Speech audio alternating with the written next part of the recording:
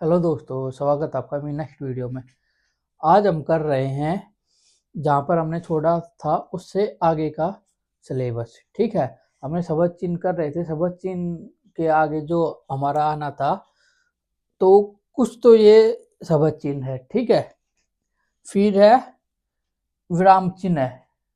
ठीक है, तो उसके बारे में आपको थोड़ी सी और नॉलेज देते हैं कि जैसे कि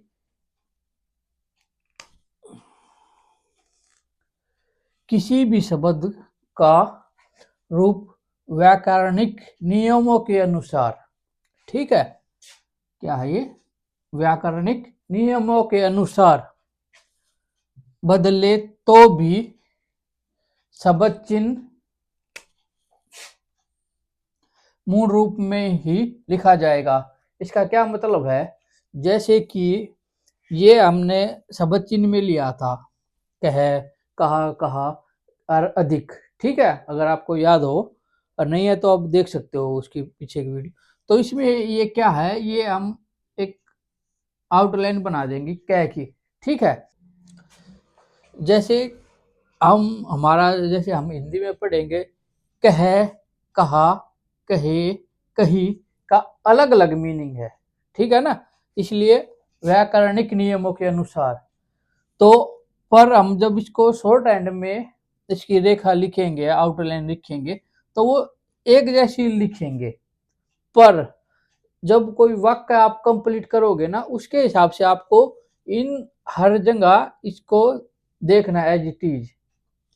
कह पर भी यही आएगा, कहाँ पर भी, कहे पर भी और कहीं पर भी। ठीक है, तो इसको ये लिखा ना, शब्द चिन्ह मूल रूप में ही लिखा जाएगा। मूल रूप जो उसका एक रूप है वो मूल रूप होता है, जो कहते हैं अगर सिंपल भाषा में करें तो असली रूप, मूल। ठीक है ना, फिर उसी प्रकार जैसे लिखा है दूसरा, दूसरे, दूसरी, तो उसी प्रकार हम इसमें एक लाइन लगा देंगे रे की लाइन से ऊपर। ठीक है, तो इसमें भी हम दूसरा, दूसरे और दूसरी के लिए जब जहां पर भी ये शब्द आएंगे तो उस वाक्य को पूरा करेंगे तो उसके मूल रूप में ही रहेगा ये। ठीक है ना, उस पर वो करना है। और फिर ऐसे ही है रहा, रह, रहा, रहे, रही, तो ये आएगा टचदार लाइन, रे की आउटलाइन। ठीक है, तो इस बात का आपको ध्यान रखना है, मूल रूप शब्द चिन्ह मूल रूप में ही लिखा जाएगा जो उसका असली रूप है। ठीक है, तो इसमें आपको ये नहीं करना है, जैसे यहाँ ये लगा दिया, ये हो गया रे, दूसरे, अगर इसको यहाँ लगा देंगे तो ये हो जाएगा दूसरी, क्योंकि हमने शब्द को ऐसे याद करना है कि जिससे हम अपना समय बचा पाए।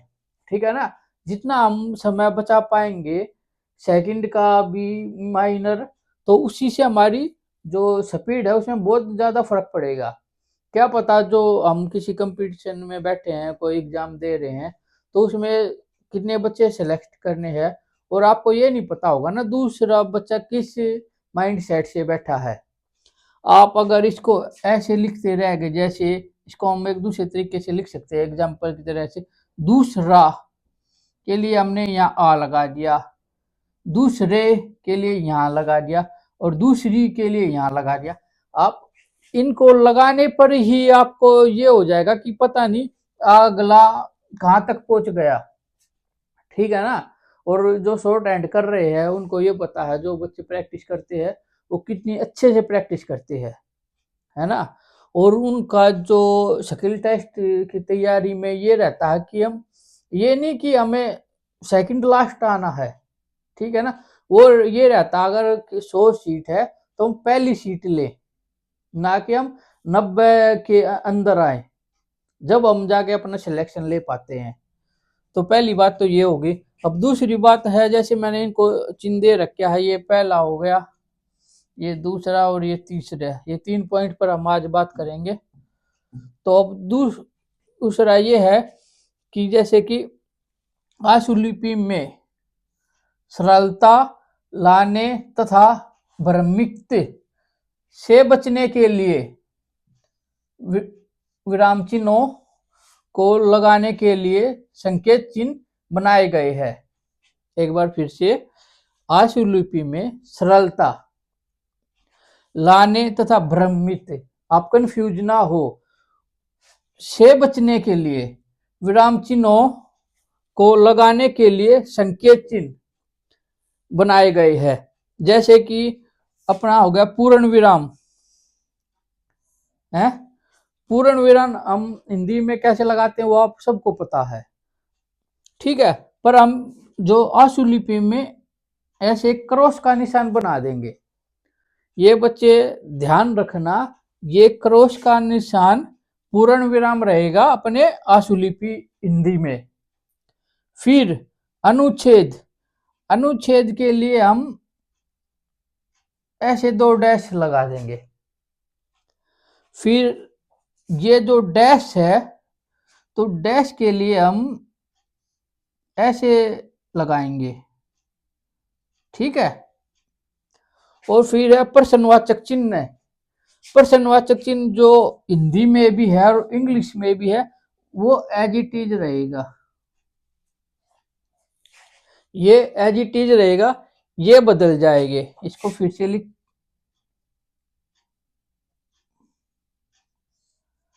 ऐसे, ठीक है। अब आ जाते हैं हम तीसरे और महत्वपूर्ण पॉइंट पर। जैसे रेखा अक्षर लिखते समय, रेखा अक्षर लिखते समय व्यक्तिवाचक, व्यक्तिवाचक संज्ञा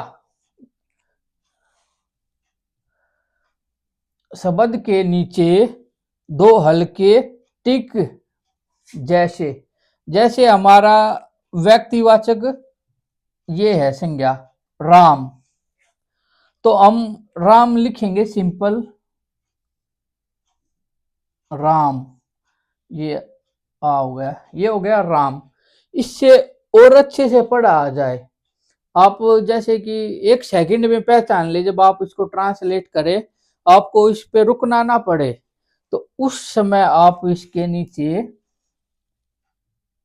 ये 2 टिक लगाए जाते हैं। मतलब लगा दोगे तो आपको, पहले तो ये टिक आप देखोगे ना जब ट्रांसलेट करते समय, तो आपके माइंड में ये रहेगा कि यहाँ पर कोई व्यक्तिवाचक शब्द है, किसी का भी नाम हो सकता है, व्यक्ति, ठीक है, वस्तु नहीं।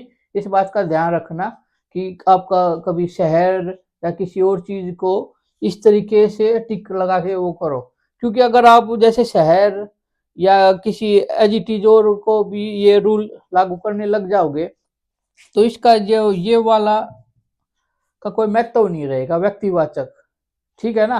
तो ये खासकर आप इसको ध्यान रखना है।